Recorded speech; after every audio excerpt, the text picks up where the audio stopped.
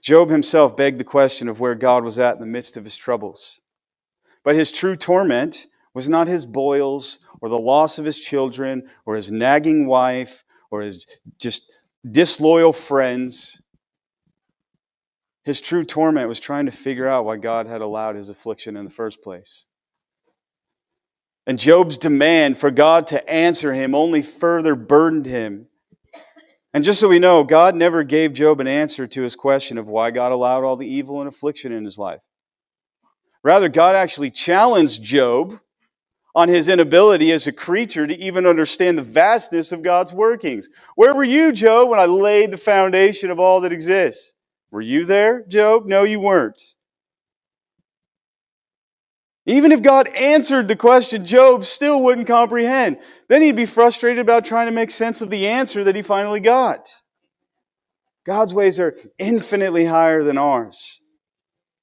It was, however, when Job yielded himself to God and trusted the goodness of God that he found comfort and peace.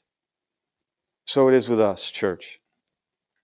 We simply cannot comprehend the providence of God in this world. And it will only further harden our hearts to demand that God explain himself.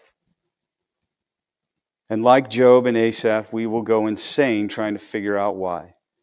Our spirits will only become more vexed, our hearts more confused. One day, in glory, God may reveal to us all that he was doing in this world. All the purposes he had for allowing evil and suffering to take place. And when and if he does, we will praise him all the more for it. We will praise him that he allowed what he allowed, because we'll see the outcome. We'll see what it accomplished in his good and pleasing will. But until then, I am to trust him because of who he is. He is good, and all that he does is good. Therefore, he is worthy of my trust, particularly when it doesn't make sense.